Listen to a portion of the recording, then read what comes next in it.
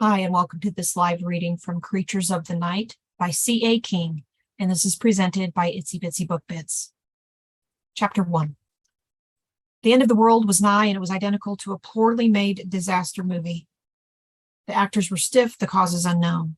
Chaos was knocking on the door. If anyone opened it, all hell would undoubtedly break loose. The top minds in science fields were present, but contributed only by moving from one station to another. None of them knew what to do. Fingers furiously tapping on keyboards, often typing in the location for new pages before the previous ones finished loading. Apparently, crisis brought about short-term memory loss. People forgot what their job was and had no clue what to do next. "Sir," a young intern said, "shouldn't we alert someone as to our findings? The world could be in danger." Head scientist Barry Druid cocked his head, at one eye twitching. "Who are we going to tell?" He held up one finger before the intern could answer. "Better yet, what are we going to tell them? You don't know, do you? You know why?" Sand popped up again. "Because no one knows yet. When we have a definitive finding, we'll release it to those in positions higher than ourselves." "I understand," the intern agreed, "but the world could be facing a catastrophe of epic proportions. Surely someone needs to know what could come to pass." "Could be," Barry replied. "Could happen. We don't know the possibilities of what's possible. Right now, all we have is an unusual anomaly forming in space. Since such an anomaly has never been documented before, we don't have an inkling as to what will result from its existence. It might be nothing at all."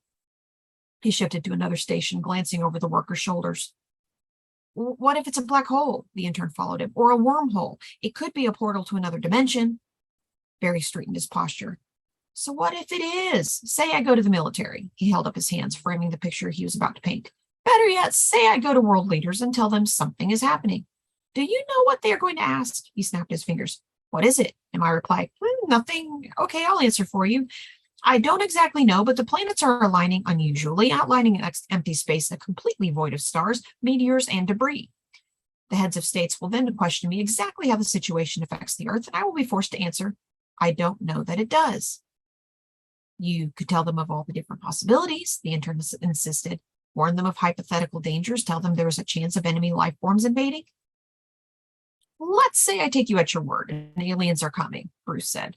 "Can you guarantee without a doubt whatever race we are dealing with is hostile? Are you willing to be the first to fire on a peaceful visit from space? Are you willing to shoulder the weight of starting an intergalactic war?" "No," the intern frowned. "Exactly." Bruce pointed to a large screen showing activity as things unfolded in real time. "Until I have something to report, there is nothing I can say. We need facts." A fist came down on open palm. "Hard facts.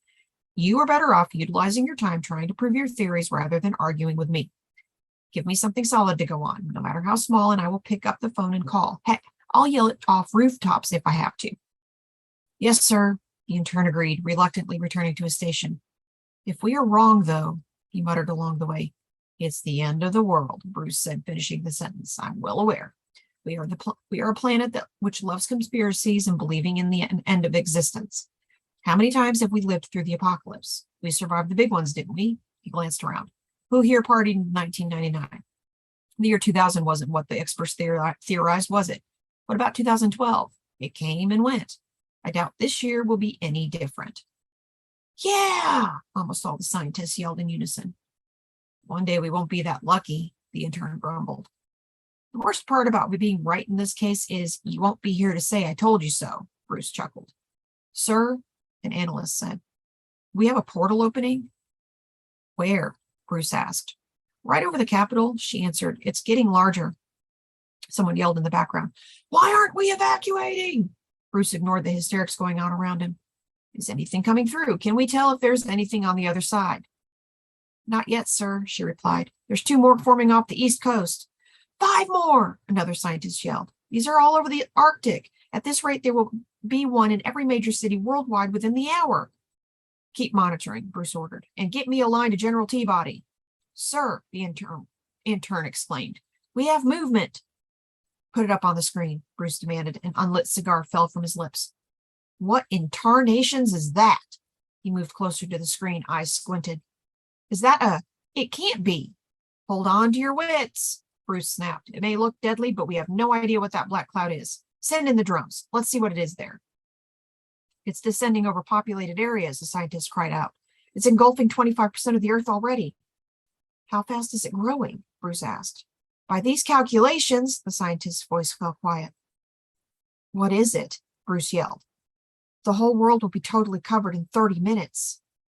30 minutes? One hand ran over the stubble on his chin. Get me a reading, Bruce demanded. I want to know what it's made of and if it's deadly to inhale. There's something coming out of the mist, a woman exclaimed. Sparks erupted from their technology, machines spitting their distaste of the situation. Without power, they were obsolete. In fact, most of the world was without the conveniences people were accustomed to. Lights flickered, extinguishing. Get the backup generators online, Bruce demanded with authority. Where's my line to the military? A shrill scream was followed by an eerie silence. Then a creepy, heavy breathing began growing louder as footsteps approached. They weren't alone. Something was in there with them.